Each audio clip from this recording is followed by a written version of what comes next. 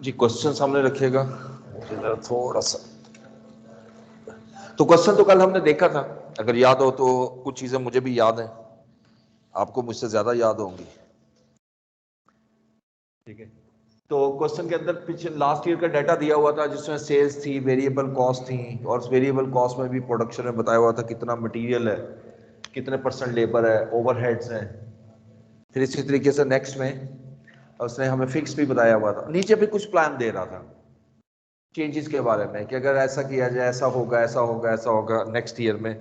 तो अब वो कहते हैं नेक्स्ट ईयर की बजटेड प्रोडक्शन निकालना है। अच्छा, बजटेड प्रोडक्शन निकालने के लिए बजाय तो हमें नजर आता है शायद ये बजट का क्वेश्चन है, नहीं ऐसा नहीं है, क्योंकि उसने एक लाइन लिखी हुई है कि margin of safety 25% margin of safety है। तो लिहाजा इसके लिए आसान तरीका क्या है बजटेड प्रोडक्शन निकालने का, कल भी डिस्कस किया था कि हम सबसे पहले ब्रेक इवन पॉइंट निकालते हैं। ब्रेक इवन पॉइंट निकालने के बाद फिर हम उसको मार्जिन ऑफ सेफ्टी प्लस करते हैं, तो ऑटोमेटिकली हमारे पास वो कैलकुलेट हो जाता है बजटेड प्रोडक्शन। तो लिहाजा इस क्वेश्चन को जब सॉल्व करेंगे तो सबसे पहले मुझे सॉल्यूशन के अंदर ब्रेक इवन पॉइंट चाहिए।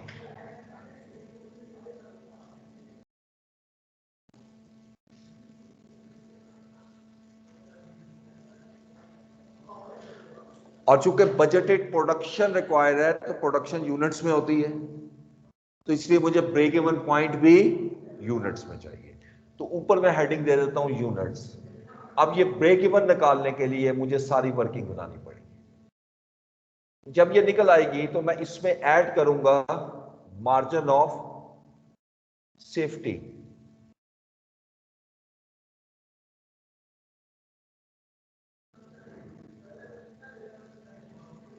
जो उसने 25% दिया हुआ है, जब मैं मार्जिन ऑफ सेफ्टी इसमें प्लस कर लूंगा तो this one is budgeted sales. ठीक है ना, ये बजटेड सेल्स आएगी।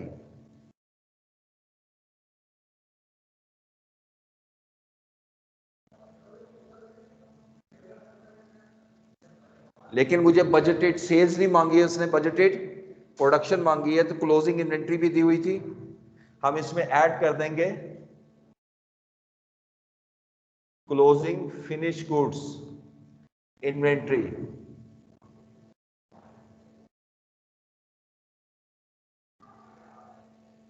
तो मेरे पास बजटेड प्रोडक्शन आ जाएगी। इतना सा आंसर है।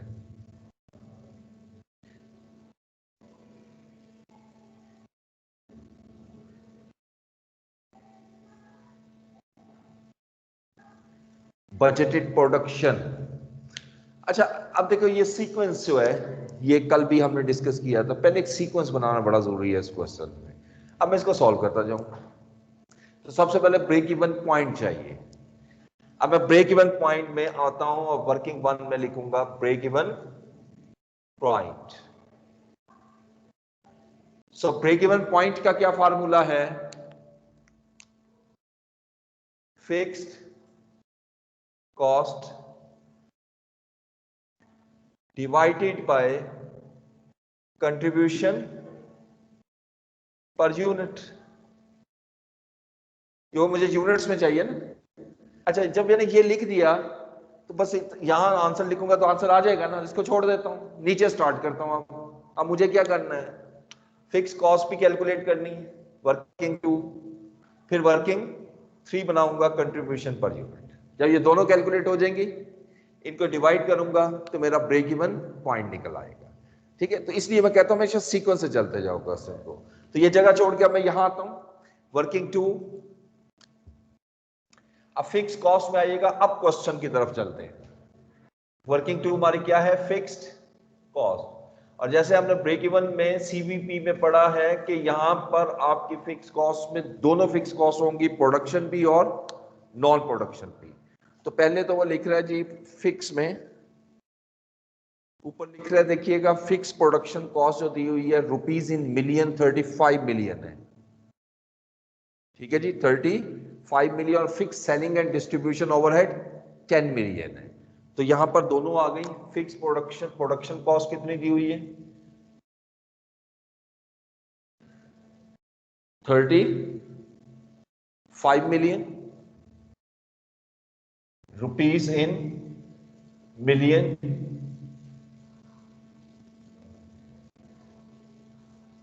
और दूसरी आप देखें तो selling cost, fix selling and admin cost,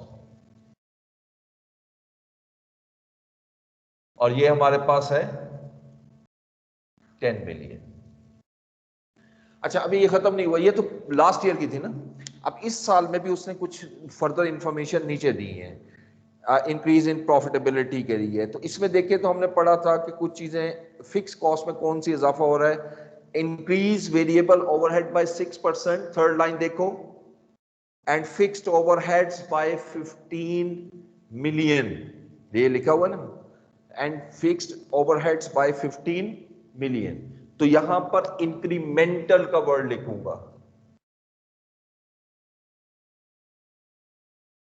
incremental cost, fixed cost कितनी है 15 मिलियन, ये भी इंक्रीज हो गई।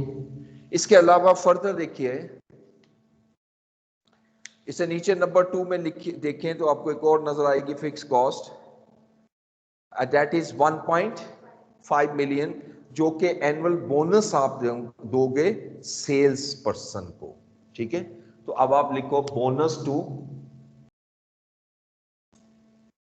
Sales team, that is 1.5। इसके अलावा भी देखो और तो कोई फिक्स कॉस्ट नहीं, मोस्टली जो ये जो परसेंटेजेस में होती है ना, ये सारी की सारी हमारी वेरिएबल कॉस्ट होती है। ठीक है, अब इसके बाद इसको ऐड करें,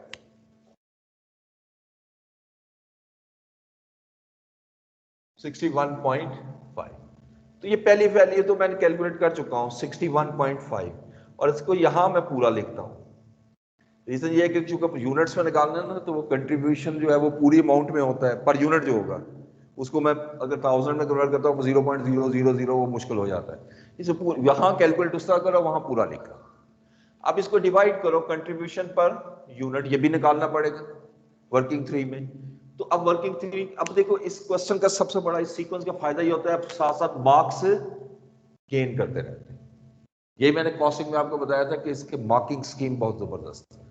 अगर आप इसको करते जाओगे पेपर तो मार्क्स मिलते जाएंगे, जहां मिस्टेक होगी बस उसके नंबर जाएंगे, बाकी तो मिलेंगे आपको। ठीक है, तो नंबर 3 अब आइएगा कंट्रीब्यूशन पर यूनिट। अच्छा, अब जब कंट्रीब्यूशन पर यूनिट की बात करता हूं तो कंट्रीब्यूशन क्या होता है, सेल्स माइनस वेरिएबल कॉस्ट। तो मुझे सबसे पहले सेल्स प्राइस चाहिए क्योंकि पर यूनिट है, तो सेल्स प्राइस कैसे लेंगे। अच्छा, इसको लेने से पहले तरीका क्या है, पहले पूरा डाटा पढ़िएगा सेल्स से रिलेटेड। अब ऊपर क्वेश्चन में देखें तो वो लिखता है जी सेल्स जो थी ना लास्ट ईयर की, वो 187.5 मिलियन थी, और देखें विद इन ब्रैकेट लिखा हुआ है 62,500 pair. One pair is a one unit in simple words. ठीक है, और नीचे सेल्स के बारे में कौन सी इंफॉर्मेशन है, नंबर 4 देखिए, sell the newly designed shoes at 10% higher price. यानी इसका मतलब है कि क्योंकि ये वो आपने पढ़ा था हमने कल के, पहले ओल्ड शूज थे फिर न्यू शूज आ गए, पहले तो पुराने की प्राइस निकालो ना।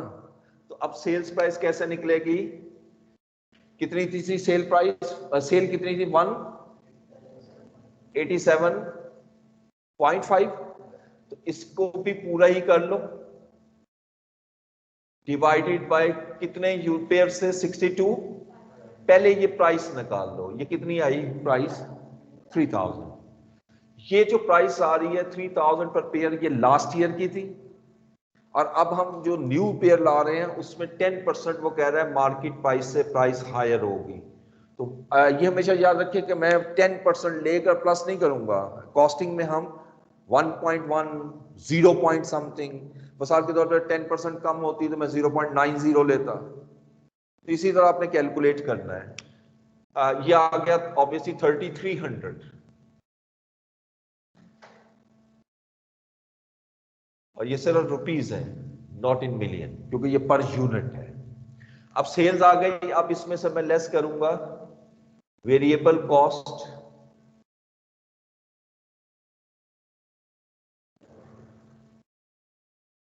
अब यहाँ पर जरा लंबी लिस्ट है, वैसे तो दो ही होती है, हम वैसे नॉर्मली कहते हैं प्रोडक्शन और नॉन प्रोडक्शन, लेकिन यहाँ से 3 हिस्सों में डिवाइड किया हुआ है प्रोडक्शन को भी, मटेरियल, लेबर, क्योंकि इसको अलग-अलग लेना क्यों पड़ेगा, क्योंकि हर एक का अलग सेपरेट दिया हुआ है कि ये जो न्यू स्कीम ला रही हो, न्यू शूज ला रहे हो, न्यू आप प्रोडक्शन करोगे, प्लांट भी चेंज किया तो उसकी वजह से क्या क्या चेंजेस आ रही हैं, लेकिन पहले ओल्ड कैलकुलेट करना पड़ेगा। तो ऊपर आइएगा, वेरिएबल प्रोडक्शन कॉस्ट में वो क्या लिख रहा है, इन द प्रोपोर्शन ऑफ 40, 35, 25। तो मैं कह सकता हूँ 40%, 35%, 25%, क्योंकि सम 100 है मटीरियल लेबर ओवरहेड का, और आगे लिख रहा है 60% ऑफ सेल्स, यानी बेसिकली 60% ऑफ सेल जो है वो मटेरियल थी, और उसका 40% जो है वो सॉरी टोटल प्रोडक्शन कॉस्ट थी, और उसका 40% मटेरियल थी। ठीक है, तो लिहाजा अब डायरेक्ट मटेरियल कैसे लेंगे, ये एक लाइन में करना होता है आपने, इस वर्डिंग के मुताबिक। मैं सेल्स प्राइस लेता हूं, अब बताओ 3000 लू 3300 लू, दो सेल प्राइसेस हैं, 3300। अगर 3300 लेता हूं तो क्या ये गलत नहीं होगा? आप जरा देखिए क्वेश्चन को गौर से, कि उसने जो परसेंटेजेस हमें दी हुई हैं वो पास्ट डेटा की हैं या फ्यूचर पास्ट की। ठीक है, ये असूल एक याद रखना है, ये मैं स्पेसिफिक वर्ड्स बोलने लगा हूं। एक वर्ड होता है हम कहते हैं इंटरपोलेशन, और एक वर्ड होता है जिसको हम कहते हैं एक्स्ट्रापोलेशन। ये हमारा बजटिंग में यूज होता है। इंट्रापोलेशन ये होता है कि सिर्फ पास्ट एनालिसिस, और ये याद रखना है कि एक्स्ट्रापोलेशन इंटरपोलेशन पे डिपेंड करती है। मेरे पास जब बेस ही नहीं होगी मैं आगे कैसे बढ़ूंगा? लॉजिक समझे हो कि नहीं? तो इसलिए हमेशा, जैसे ये पहले मैंने निकाला है तो आगे गया हूं ना, हमेशा पहले पास से कैलकुलेशन कर लो, फिर उसके अंदर जो नीचे दिया वो चेंजेस लो। इसलिए मैं तरतीब से चल रहा हूं, ऊपर लेके मैं नीचे आ रहा हूं, नीचे से मतलब है जहां चेंजेस हो रही हैं। तो लिहाजा डायरेक्ट मटेरियल में मैं क्या करता हूं, 3000 का पहले कितने परसेंट था जी, 60% है, इसको 0.6 लिखा, 60% वेरिएबल प्रोडक्शन कॉस्ट हो गई, और उसका 40% जो है वो मटेरियल कॉस्ट थी। अब इसी को आगे कैलकुलेट नहीं करना अभी, अब आगे चेंजेस की तरफ आइए। ठीक है, वो क्या लिख रहा है, सिर्फ मटेरियल का जो वो कहता है प्लांट रिप्लेस करोगे तो उसमें लिखता है reduce material wastage from 10% to 5%। इसका मतलब पहले कितनी वेस्टेज हो रही थी, 10%। ठीक है जी, तो यकीनी बात है वेस्टेज का मतलब है कि जो डायरेक्ट मटेरियल लगा रहे हैं वो ज्यादा है, और जो मटेरियल यूज हो रहा है वो कम है। ठीक है, तो ये जो मटेरियल है 3000 रुपीज का, 3000 ये जो भी अमाउंट आएगी, सॉरी वो तो कैलकुलेट नहीं की। ठीक है, तो ये यकीनी बात है कि ये तो वेस्टेज के बाद है, तो पहले मैं जीरो वेस्टेज कैलकुलेट करता हूँ। तो इसके लिए क्या करूंगा, डिवाइड कर दूंगा 1.10 पे, कम हो जाएगा ना जब मैं डिवाइड करूंगा। यानी अगर कंपनी, अगर सॉरी ये प्रोडक्शन में जीरो वेस्टेज होती, क्योंकि 10% ऐड हुआ हो तो 110% हो गया ना, अब जीरो पे आया, अब मैंने कहां पे लेके जाना है उसको, वेस्टेज कहां पे चली गई, 5 पे, तो 5 दोबारा ऐड कर दूंगा ना। जब ऐड करूंगा तो उसका तरीका तो यही पड़ा है आपने, इनटू 1.05। ठीक हो गया, यानी पहले डिवाइड किया और फिर मल्टीप्लाई कर दिया। तो पुरानी वेस्टेज एलिमिनेट की मैंने और न्यू वेस्टेज इनकॉर्पोरेट कर दी। यहां तक पास्ट कैलकुलेशन थी। अब इसको पहले कैलकुलेट करके एक ही स्टेप में आंसर लिखना है, तो कॉस्टिंग में एक एक कैलकुलेशन लिखने की जरूरत नहीं होती, टाइम नहीं है इतना, बहुत लेंथी पेपर होता है। जस्ट ब्रैकेट में डालते जाओ और लिखते जाओ और पुट करते जाओ। कितनी अमाउंट आई, 62627। अब इसी तरह डायरेक्ट लेबर, अब डायरेक्ट लेबर का पहला हिस्सा तो कॉपी करो ना, ये हिस्सा वही रहेगा 3000 इंटू 0.6, लेकिन ये 0.4 नहीं होगा। अब क्वेश्चन के मुताबिक कितने परसेंट था, 35%, तो 0.35। अब आगे क्या कह रहा है वो लेबर के बारे में, increase decrease direct wages by 5%। बस इसका तो मसला ही कोई नहीं, क्या करूं जी, इसी को 0 पॉइंट या 0.95 कर,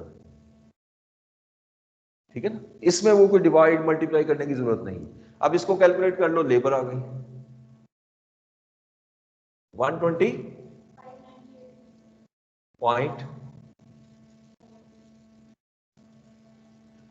अच्छा ये माइनस में भी लिखते जाते हैं क्योंकि मैंने माइनस ही करना है ना, माइनस करते जाते हैं।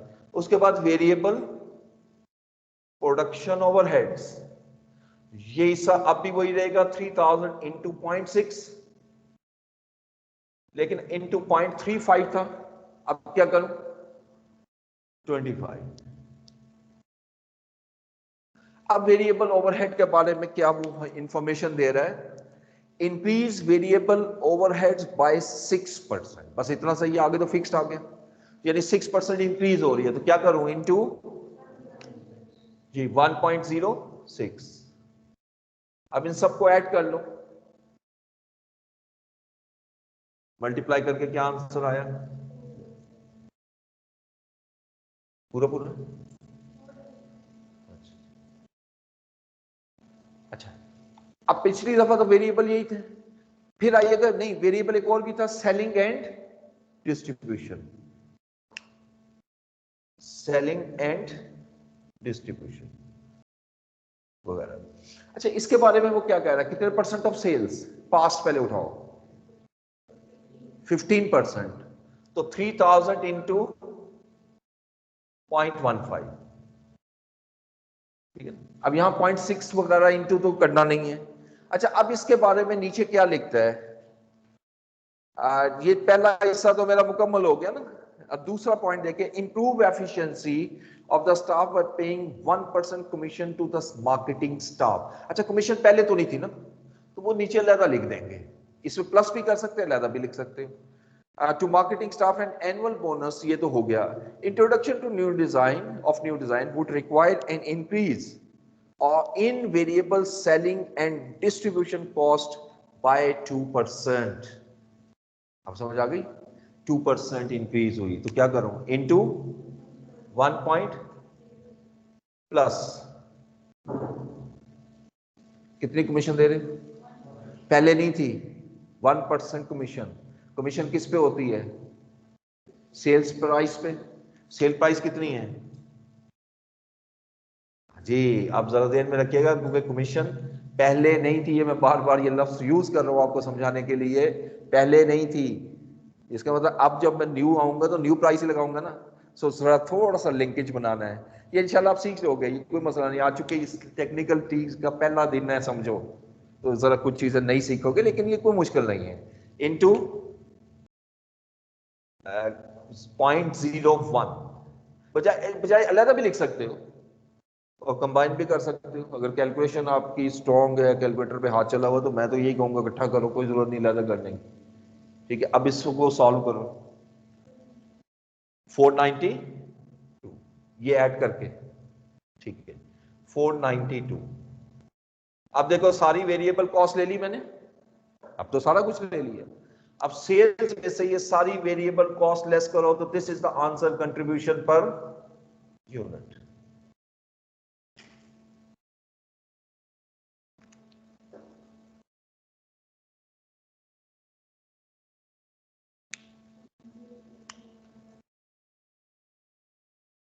वन 0.23, ये कंट्रीब्यूशन। तो अब यहां आइएगा 10, ये पुट कर दें यहां 1045.23। अब जब मैं 61.5 मिलियन को डिवाइड करता हूं 1045.23, तो मेरे पास यूनिट्स आ जाते हैं ब्रेक इवन के। और इसको राउंडिंग कर दीजिएगा, यूनिट्स कभी भी पॉइंट्स में नहीं लिखे जाते।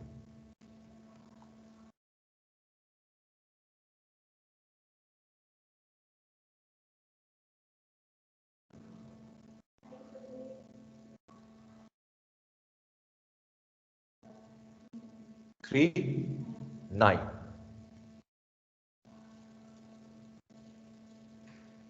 58,839 यूनिट जो है वो ब्रेक इवन के। अब मैंने इस वर्किंग को छोड़कर सीधा उधर आ जाना है। अब मुझे मार्जिन ऑफ सेफ्टी चाहिए, तो वो क्या लिख रहा है क्वेश्चन में, 25%। अच्छा, अब इंटरेस्टिंग बात है कि क्या मैं इसका 25% ले सकता हूं?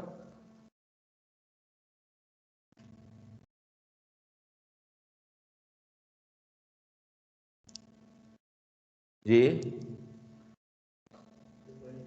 नो सर, नहीं, इसका नहीं ले सकते, मुझे बजटेड सेल का चाहिए था, क्योंकि मार्जिन ऑफ सेफ्टी का फार्मूला देखो, budgeted sale minus break even sale है, ठीक है।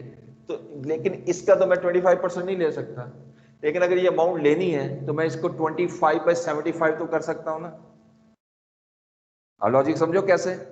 अगर ये 100% है बजटेड सेल पे लेना, तो ये 125% हो जाएगा। नहीं, रिवर्स जाऊंगा तो माइनस होगा ना, यहाँ ऐड हो रहा है तो रिवर्स जाऊंगा तो माइनस 75% हो गया, और इस 75% अमाउंट का 25% ले लेता हूं। तो उसका तरीका क्या होता है, 25/75, तो इसको 3 पे तकसीम कर दो, ये ब्रैकेट में शो कर देना, जो मेरे पास स्पेस कम थी। जी,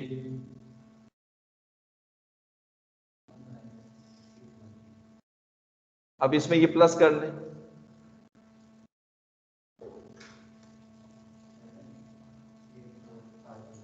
452, ठीक है। अब अगर मैं इसका 25% लूंगा ना, चेक कर सकते हो यही आएगा,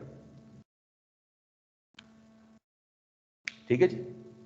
तो बेसिकली इस तरह हम इसको कैलकुलेट किया। अच्छा, अब आइए फिनिश गुड्स, इसकी वर्डिंग देखिए, लास्ट में आई थिंक लिखा हुआ, maintain finish goods inventory equal to 1 month sale. तो ये बात, 1 महीने की सेल जो आपने करनी है, 1 महीने की जो सेल करेंगे, वो फिनिश गुड्स भी तो रखनी है, प्रोडक्शन करनी पड़ेगी ना, इसलिए ऐड कर रहे हैं। अब 1 महीने की सेल कौन सी सेल लूं, ऊपर निकल तो आइए, ये जो सेल निकली है ये सेल ही तो है, ये पूरे साल की सेल है, मुझे चाहिए 1 महीने की, क्या करूं, 1/12, या सिंपल 12 पे डिवाइड कर दो, तो कितना आया,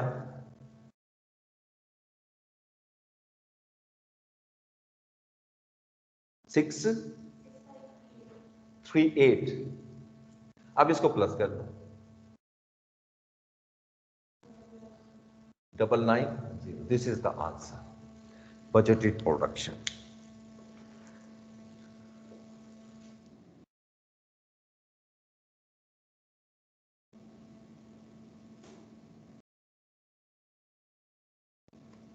ठीक है, ये अब यहां से जितने भी क्वेश्चन है सब पास पेपर के हैं, और हर सवाल में आपको नई चीज मिलेगी, हर सवाल में नई चीज।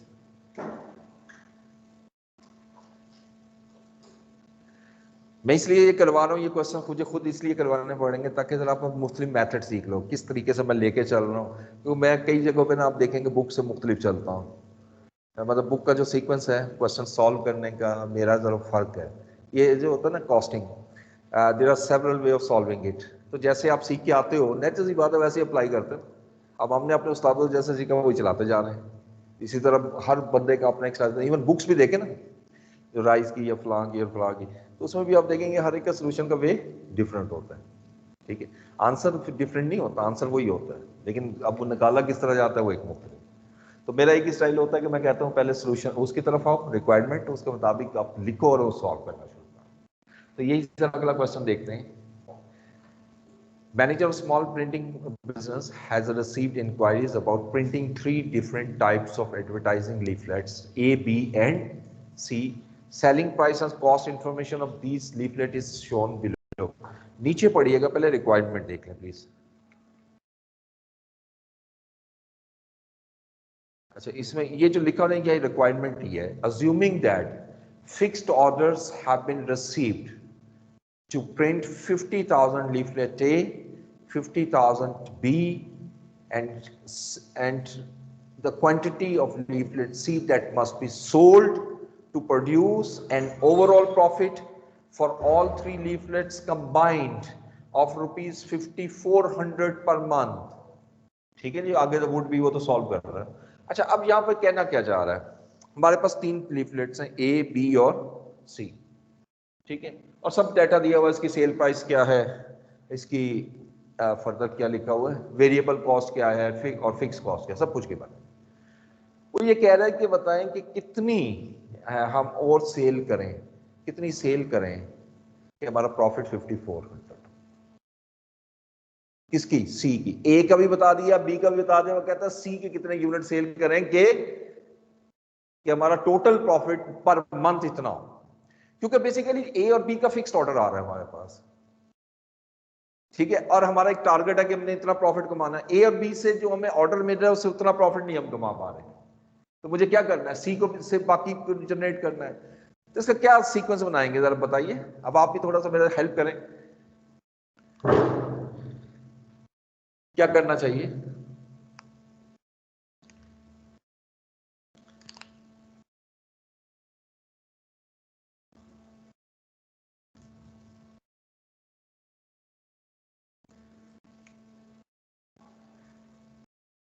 रिवर्स वर्किंग करनी है इनकम स्टेटमेंट की। फॉर्मेट तो खैर मैं आराम से बना लूंगा, उसमें मसला नहीं है, लेकिन पूरी इनकम स्टेटमेंट को फॉर्मेट नहीं बनाऊंगा, कंबाइन बनाऊंगा। इनकम स्टेटमेंट में क्या होता है? Sales minus variable cost, contribution, और यहाँ चलनी मार्जिन है क्योंकि यहाँ मैंने पहले बात की है, सीवीपी में चलती ही मार्जिन। उसके बाद फिक्स कॉस्ट, तो आगे क्या आ जाता है? प्रॉफिट। अगर मैं रिवर्स जाऊँ, प्रॉफिट मुझे दिया हुआ 5400, फिक्स कॉस्ट गिवन है, मैं ऐड करता हूँ, रिवर्स आ रहा हूँ, जरा देखते जाए। ऐड करूंगा तो मुझे टोटल कंट्रीब्यूशन चाहिए इतना। अब उसमें से दो प्रोडक्ट का कंट्रीब्यूशन दिया हुआ है, बिल्कुल दिया हुआ है, ऑर्डर है हमारे पास, उसका कंट्रीब्यूशन निकालूंगा, वो दोनों कैलकुलेट करके माइनस करूंगा, ऑटोमेटिकली सी का कंट्रीब्यूशन आ जाएगा। अब उसने कहा कितने लीफलेट सेल करने हैं, फिर जो सी का जो कंट्रीब्यूशन आएगा उसका कंट्रीब्यूशन पर यूनिट निकालूंगा, उस पर डिवाइड करूंगा, मेरा आंसर आ। कितना आसानी से सीख, ठीक है। इसलिए मैंने कहा हर क्वेश्चन मुझे करना पड़ेगा इस लेवल पे, ये सीवीपी पे खास तौर पर, क्योंकि इस पे हर क्वेश्चन को डिफरेंट तरीके से मैं सॉल्व करूँ। लेकिन एक चीज बता दूं, आप एक चीज नोट भी करोगे कि मैं हर क्वेश्चन को एक ही सीक्वेंस से कर रहा हूँ। सीक्वेंस से मतलब है मैथड जो है वो एक है। अब जब मैथड को लूंगा तो वो सीक्वेंस बनाऊंगा ना मैं, ठीक है। तो इसलिए यहाँ पर बड़े आसान, जब भी कोई मिसिंग फिगर आ जाए तो रिवर्स वर्किंग से बेहतर कोई होता ही नहीं। फाइनेंशियल में भी पढ़ के आए हो आप, ठीक है। तो उसका, लेकिन यहाँ मैं पूरी इनकम स्टेटमेंट बना नहीं बनाऊंगा, ये कोई वो नहीं है फाइनेंशियल में पूरी इनकम स्टेटमेंट बनाऊं, ठीक है। तो ये क्वेश्चन नंबर क्या है जी? एग्जांपल नंबर 2, और यहीं से मैं सॉल्यूशन स्टार्ट करता हूँ। तो सबसे पहले मैं लिखता हूं टारगेट प्रॉफिट कितना है मेरा, मैंने कितना प्रॉफिट अर्न करना है, ये पर मंथ है डाटा सारा 5400। ये पहला क्वेश्चन है, वैल्यूज छोटी हैं तो बड़ी बड़ी लंबी वैल्यूज होती है कॉस्टिंग, इसे हम अक्सर कैलकुलेशन मिलियंस में कर रहे हो। अच्छा, उसके बाद ऑब्वियसली रिवर्स जाना है, तो मुझे फिक्स कॉस्ट चाहिए। तो क्वेश्चन का डाटा ऊपर देख लो एक नजर, ये सेल प्राइस दी हुई है पर 1000 लीफलेट्स, फिर estimated printing cost, variable cost दी हुई है पर 1000 लीफलेट्स, और फिर स्पेसिफिक फिक्स कॉस्ट दी हुई है, और नीचे in addition to the specific fix cost 12000 per month will be incurred in general fix cost. Fix cost भी दो हैं, एक general fix cost, general fix cost क्या होती है? जो ओवरऑल ऑर्गेनाइजेशन की है। अगर मैं इसमें से कोई एक टाइप ऑफ लीफलेट नहीं भी बनाऊंगा वो कॉस्ट अब भी मुझे इनकर कर देगी, वो जनरल है। लेकिन स्पेसिफिक क्या है? जो से बनाऊंगा उसी की कॉस्ट होगी। तो ऑर्डर तो खैर तीनों देने हैं इसलिए तीनों लगेंगे, तीनों ऐड करो। समझ आई लॉजिक के नहीं? ठीक है, तो लिहाजा पहले फिक्स कॉस्ट में दोनों लिखो अलग अलग से, general fix cost, general fix cost कितनी है जी मेरी? 12,000। उसके बाद स्पेसिफिक फिक्स कॉस्ट, अच्छा आप स्पेसिफिक तीनों को प्लस करोगे और लिख दोगे, अलग अलग नहीं लिखना आपने। 7200 प्लस 12,000 प्लस 28,500, इसको ऐड कीजिएगा 47,700। इसको तीनों को प्लस करूंगा तो टोटल कंट्रीब्यूशन आ जाएगा जो मुझे चाहिए, हाउ मच? 65,100। अब ये मुझे कंट्रीब्यूशन चाहिए। अब ए और बी तो कंट्रीब्यूशन दे रही है ना, ए का कितना ऑर्डर है? 50,000 of leaflet A and 50,000 of leaflet B. दोनों का ही ऑर्डर है, तो लिहाजा इसमें मैं लिखता हूं, लेस कर देता हूं कंट्रीब्यूशन फ्रॉम लीफलेट ए। अब ये कंट्रीब्यूशन कैसे बनेगा, सेल्स प्राइस, ये कितने में सेल कर रहे हैं ऊपर देखिएगा, एक 300 में, ये पर 1000 लीफलेट्स हैं, ठीक है, 300 माइनस वेरिएबल कॉस्ट 120 और इनटू ये आ गया आपका कंट्रीब्यूशन पर 1000 लीफलेट्स, और कितने लीफलेट का ऑर्डर है 50,000, तो मैं 50,000 नहीं लिखूंगा, सिर्फ 50 लिखूंगा। लॉजिक समझो क्यों, क्योंकि ये थाउजेंड्स में ही निकल रहा है ना, इंटू 50, 9,000। इसी तरह कंट्रीब्यूशन बी का निकालिएगा, बी का हमारे पास है 660 सेल्स 1000 लीफलेट्स की, और वेरिएबल कॉस्ट 210, और ऑर्डर इसका भी 50 का है, 50,000 मीन 22,500। अब अगर मैं इसको लेस करता हूं तो जो आंसर आएगा, this is known as contribution from leaflet C, 23,000, 33,600। अच्छा, अब क्वेश्चन की रिक्वायरमेंट तो नंबर ऑफ लीफलेट्स है ना, वो कह रहे थे quantity of leaflet C that must be sold to produce an overall profit, quantity. अब इसके लिए क्या करूं, क्वांटिटी निकालने के लिए ये कंट्रीब्यूशन है टोटल, तो पर यूनिट कंट्रीब्यूशन कितना है वो निकाल लो, यानी इसको डिवाइड कर देता हूं कंट्रीब्यूशन पर 1000, क्योंकि यहां 1000 लीफलेट जो है वही है ना मेरा लीफलेट, कितना है जी 1350 माइनस 390, तो कितना आया 960। तो नंबर ऑफ लीफलेट कैसे निकलेंगे,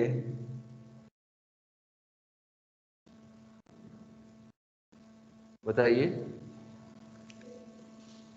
33,600 को 960 पे डिवाइड करोगे और 1000 से मल्टीप्लाई करोगे, ताकि पूरा थाउजेंड्स में अमाउंट आए।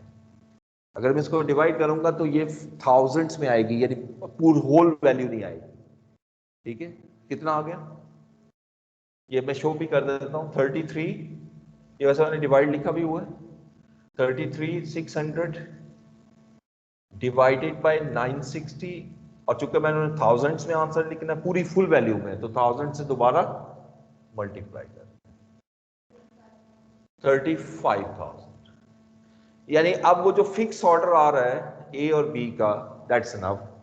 लेकिन सी केस के अलावा मुझे 35,000 लीफलेट सेल करने पड़ेंगे, तब जाकर मैं अपने टारगेट को अटेन करता हूं 5400 पर मंथ।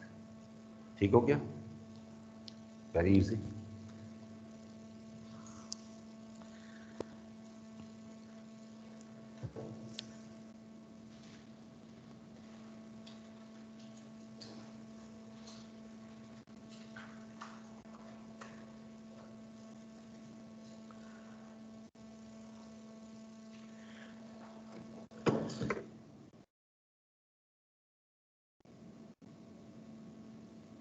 अच्छा, इसके जो बी पार्ट है ना, ये नेक्स्ट पेज पे है, पेज नंबर 472 पे, ये नहीं करना अभी आपने, ये असल में रेलिवेंट कॉस्टिंग से, और चूंकि वो चैप्टर नहीं पढ़ा हुआ, को पास पेपर क्या ना, पास पेपर को एक हिस्सा वो किसी और चैप्टर से भी तो दे सकता है ना, तो इसको यहाँ देना नहीं चाहिए था, इसको वहीं पे देना चाहिए था रेलिवेंट कॉस्ट में। बहरहाल इट्स ओके, इसको भी नहीं छेड़ना, इसको लिख लेंगे, छोटा सा है लेकिन रेलिवेंट कॉस्ट करेंगे, इजीली समझ आ जाएगा।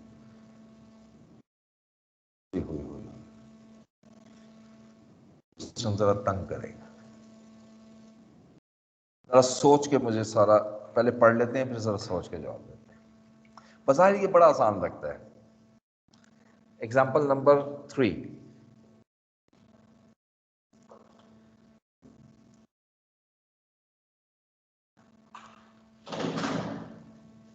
इसकी पिक्चर ले लो बोर्ड की, तो ग्रुप में डाल। इतना प्यारा लिखा हो, मिटाने को दिल नहीं कर रहा, ये कहीं आप तो तारीफ करते नहीं, मैं अपनी आप खुद ही कर रहा हूँ।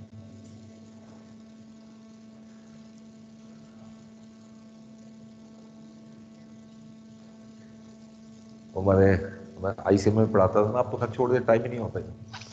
तो मेरे पास एक क्लास होती थी टैक्स के टीचर की, तो वो मुझे एक दिन मिले तो मुझे कहते हैं यार जब मैं आता हूँ ना क्लास में, यकीन करें मैं आके देखता रहता हूँ, मैं मिटाने को दिल नहीं करता।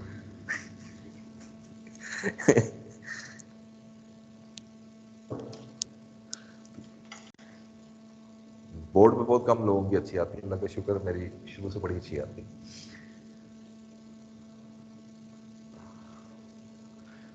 शुरू करें जी। पहले क्वेश्चन जरा अच्छी तरह पढ़ना please. HR Himalayan Rivers is planning to install a new plant. Planned production from the plant for the year is 150,000 units. ये planned production. Cost of production is estimated as under. अब ये जो 150,000 unit की cost नीचे दी हुई, estimate ही है ना, ये कौन सी एक्चुअल है। डायरेक्ट मटेरियल कह रहे हैं जिस पे 6 मिलियन कॉस्ट लगेगी और direct labour 5 million, production overhead 10.29। अच्छा, ये प्रोडक्शन ओवरहेड जब वर्ड लिख रहा है तो इसके अंदर ऑब्वियसली फिक्स भी होंगे और वेरिएबल भी होंगे, ठीक है। नीचे डेट देखिए, अब उसी की डिटेल दे रहा है। Production overhead includes the following: factory premises would be required on rent at a cost of 1.8 million per annum। क्या कहोगे, फिक्स्ड और variable? Fix. Indirect labor has been budgeted at 30% of direct labor cost, 50% of which would be fixed। समझ आ गई, ये भी fix है। इसमें variable भी निकल आएगी, फिक्स भी निकल आएगी, लेकिन मैं जरा फिक्स को ही क्यों ना रखूं।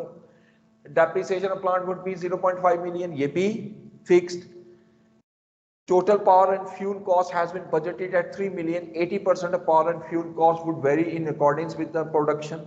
80% variable है तो फिर 20% फिक्स भी हो गई। एंड आखिर में लिखता है all remaining production overhead are, तो क्यों ना अब समझ में आ गई। पहले मैं वेरिएबल नहीं निकालूंगा, हालांकि दो निकल सकती हैं, मैं सिर्फ फिक्स निकालता जाऊंगा। जब 10.29 में से फिक्स लेस करूंगा तो बाकी वेरिएबल। समझ आ गई, यहां तक तो बड़ा आसानी से समझ आ रहा है। अच्छा, आगे चलिए। The sales and marketing budget includes the following: employment of 2 sales representative at a monthly salary of 25,000 each, ये भी फिक्स होगी, and a sales commission of 2% of sales achieved, ये वेरिएबल होगी, ये भी कोई प्रॉब्लम नहीं है। अच्छा, इसमें एक चीज तो आसान भी है क्योंकि ये पास्ट डाटा से न्यू नहीं बना रहा, ये प्योरली न्यू डाटा है, तो ये इस तरह से आसान भी होता है। अच्छा, इससे अगले पेज पे आइएगा, पर लिखता है जी hiring the delivery van at 70,000 per month, ये कौन सी कॉस्ट होगी, fixed. And then launching an advertising campaign at a cost of 1.5 million, ये भी फिक्स्ड, ठीक है, ये एक सिंगल कॉस्ट है।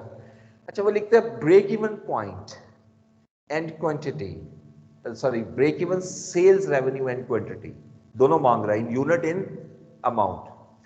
For the year ending, if HR expects to earn a contribution margin of 40% of sales net of 2% sales commission, ये जो line लिख गया ना, ये जरा तंग करेगी, बाकी कुछ भी नहीं है डाटा। तो फिर देखिए, वो कहता है ब्रेक इवन पॉइंट निकालो दोनों में। If the HR expects to earn a contribution margin of 40%, अगर ये दिया होता तो बहुत ही आसान हो गया था सवाल, लेकिन आगे जो लिखना है ना 40% नेट ऑफ 2% सेल कमीशन। अब इसके दो मुख्तलिफ शॉर्टकट भी है, लेकिन मैं शॉर्टकट करवाता नहीं होता। इसकी लॉजिक ये है कि शॉर्टकट में ये तो याद कर लोगे, लेकिन कहीं और इस तरह की वर्डिंग आगे फंस जाओगे, इसे पूरा जरा समझ लो तो बेहतर है, ठीक है। तो अब इसको करेंगे, जरा सीक्वेंस क्या बनाए। रिक्वायरमेंट आपके सामने है, break even point in rupees और break even point in units, तो कोई एक निकाल लूंगा दूसरा निकल आएगा। तो मेरे ख्याल में चूंकि अमाउंट्स टोटल में दी हुई हैं, हम टोटल को पहले निकालें थ्रू CS रेशियो। समझ आ गई, वो ज्यादा आसान हो जाता है, ये मैं पहले बता दूं। जब टोटल में दिया, क्योंकि मैं अगर पर यूनिट में भी निकाल सकता, फिर हर एक को 1,50,000 रुपए तकसीम करता जाऊं तो ज्यादा कैलकुलेशन नहीं होगी। मटेरियल को भी, लेबर, क्यों ना पहले मैं टोटल सारा निकाल के एक ही दफा 150 पे डिवाइड कर दूं, वो एंड में निकल आएगा। तो इसका मतलब रिक्वायरमेंट तो बड़ी सिंपल सी है। तो पहले तो सोल्यूशन बना लेते ना, इतना सा तो सोल्यूशन है 2 लाइनों का।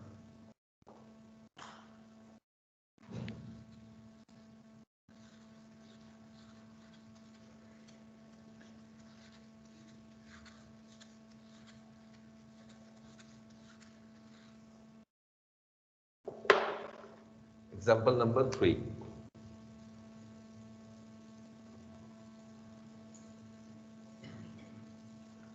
अच्छा जी, मुझे चाहिए क्या, ब्रेक इवन पॉइंट।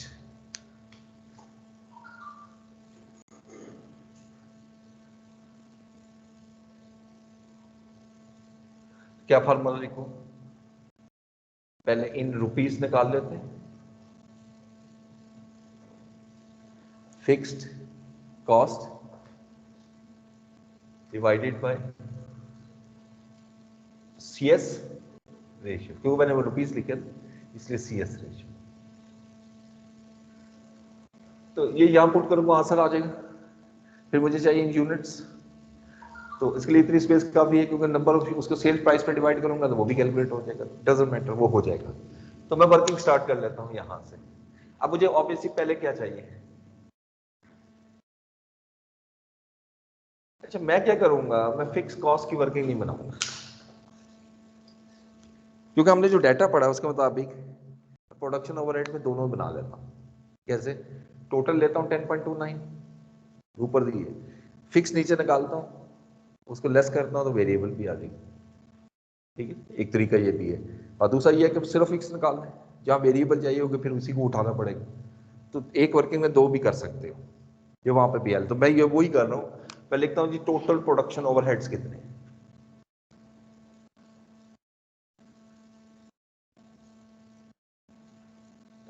इस तरह करूंगा तो एक प्रॉब्लम आएगी, क्योंकि इसमें फिक्स कॉस्ट में सिर्फ प्रोडक्शन है ना। हाँ, इस तरह ना करो, क्योंकि प्रोडक्शन है, और जबकि मुझे फिक्स कॉस्ट चाहिए तो फिक्स कॉस्ट में प्रोडक्शन भी चाहिए और नॉन, फिर नॉन प्रोडक्शन भी लेस हो जाएगी ना इसमें से। इस तरह ना करो, सिर्फ प्रोडक्शन कॉस्ट निकालो। अच्छा जी, प्रोडक्शन कॉस्ट के मुताबिक फिक्स कॉस्ट में अब डाटा में सामने रखना पड़ेगा। ऊपर आइएगा, ये सबसे पहले कौन सा है जी, रेंट ऑफ फैक्ट्री प्रेमिसेस कितना है दिया हुआ है, 1.8 मिलियन, और ये ज़हन में रखिएगा कि मुझे एनुअल चाहिए। ठीक है, 1.8 million rupees in million. Next second, indirect labor has been budgeted at 30% of labor cost, 50% would be fixed. Indirect labor wording के मुताबिक चलो खुद ही निकल आएगी। वो क्या लिख रहा है, 30% ऑफ डायरेक्ट लेबर, लेबर कितना है 5, इसका 30% लेता हूं, ये इनडायरेक्ट लेबर आ गई, और इसका 50% इनडायरेक्ट फिक्स्ड है। तो 5 का 30% 1.5, और इसका 50% 0.75। तीसरी कॉस्ट देखो तो डेप्रिसिएशन ऑफ प्लांट, वो तो दी हुई है, कितनी है 0.5 मिलियन, और ये भी एनुअल है जी। टाइम कितना है, 10 मिनट है। चलिए ये वर्किंग बना दूंगा, उसके बाद फिर कर लेते हैं, ये मुकम्मल नहीं होगा आज। चलिए वर्किंग तो बना लेते हैं, सिर्फ एक वो इक्वेशन, मैं इसको इक्वेशन से करवाता होता हूँ, इक्वेशन से वो फिर जरा थोड़ी लंबी तो होती है, कल उसको कर लेंगे, लेकिन इतना हिस्सा कर लें। इसके बाद अगला क्वेश्चन तो आप खुद तो ट्राई करें ना घर जाके, एक आधा नहीं होगा कोई बात। अच्छा, इसके बाद क्या लिख रहा है जी, power and fuel cost,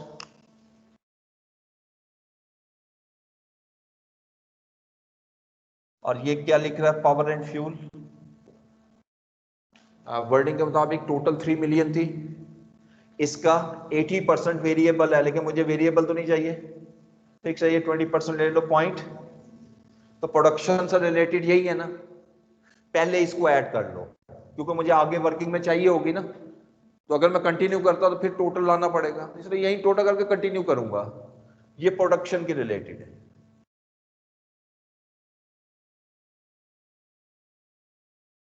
how much?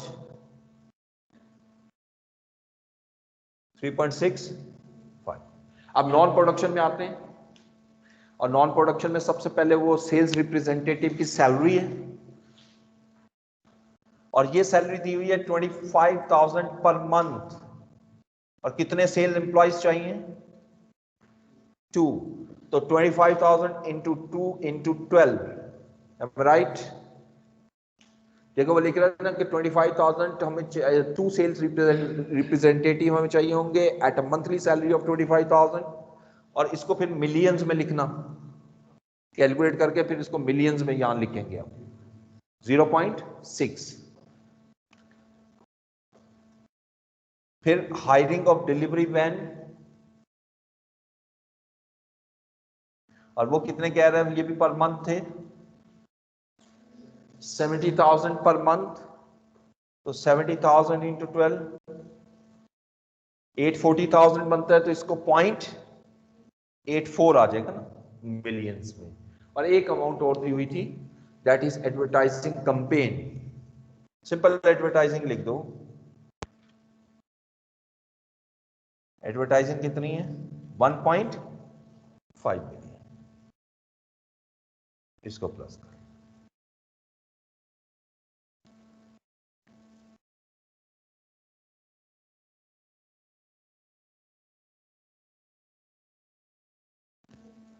Six point five,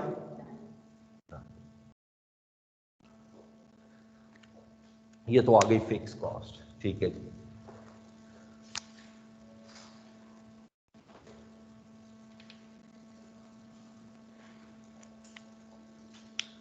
अच्छा, अब यहां पर सीएस रेशियो में एक मसला आएगा, और वो क्या? सेल प्राइस ही नहीं है ना। अब आगे समझ, सेल्स प्राइस है ही नहीं सिरे से, तो कोई बात नहीं, इसी हिस्से को मैं इक्वेशन में ले जाऊंगा, ठीक है? तो जितनी निकल सकती पहले उतना निकालें। वेरिएबल कॉस्ट की तरफ आते हैं, सिर्फ वेरिएबल कॉस्ट में लिख रहा हूं, सेल्स नहीं लिख रहा। वेरिएबल कॉस्ट, वेरिएबल कॉस्ट में सबसे पहले ऊपर आएगा प्रोडक्शन से रिलेटेड, तो डायरेक्ट मटेरियल कितनी given? 6 million, direct labour 5 million, और production of variable, production overhead कैसे निकालू? अब देखो 10.29 थे, ये गिवन है। इसमें से जो मैंने अभी कैलकुलेशन की है ना, ये वाली 3.65, ये टोटल करने का मकसद ये था, ये लेस कर देता हूं, तो बाकी वेरिएबल आ जाएगी कितनी?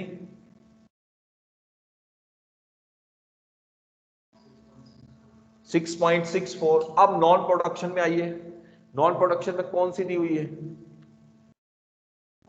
कोई दी हुई है? ऊपर तो कोई नहीं है, सिर्फ सेल्स कमीशन। लेकिन सेल्स कमीशन का मसला क्या है? सेल्स कमीशन कितनी है? 2%। कहां से लूं? सेल ही नहीं है, इसलिए पहले मैं इसको छोड़, ये अदर देन सेल कमीशन होगी इन सिंपल, वो भी वेरिएबल है। अब इसको प्लस माइनस कर लो,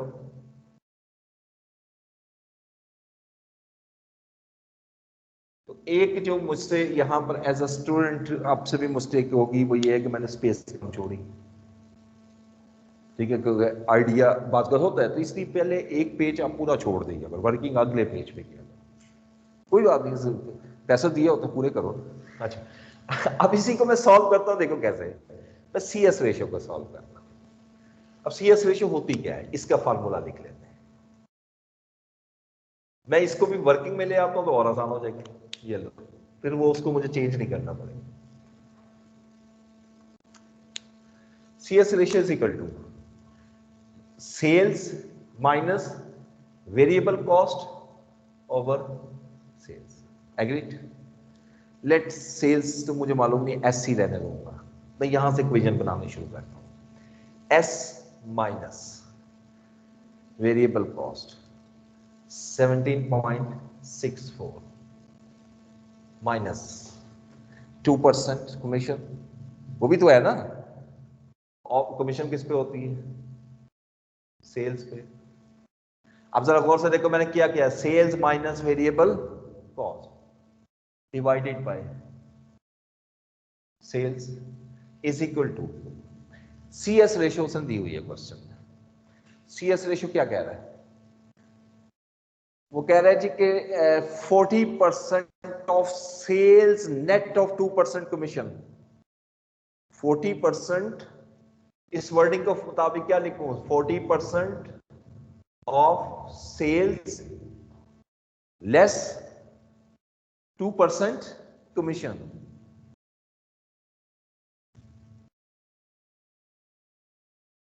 आई बात समझ?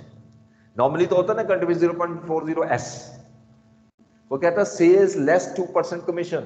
अब ये चूंकि टाइम खत्म हो रहा है क्लास का और ये मुकम्मल हो गया हुआ, क्वेश्चन मुकम्मल हो गया हुआ, आप इस यहां से एस वैल्यू निकालोगे, ऑब्वियसली एस की वैल्यू निकलेगी। जब एस की वैल्यू निकल आई तो फिर तो मैं CS रेशियो आराम से निकाल सकता हूं ना। एस लूंगा, वेरिएबल कॉस्ट में ये भी लूंगा और कमीशन भी लेस कर दूंगा, ओवर सेल करूंगा, CS रेशियो आएगी, उस पर डिवाइड करो, आंसर निकल आए। ठीक है, जरा कीजिएगा अब इसको लगाएं रिकॉर्डिंग हो।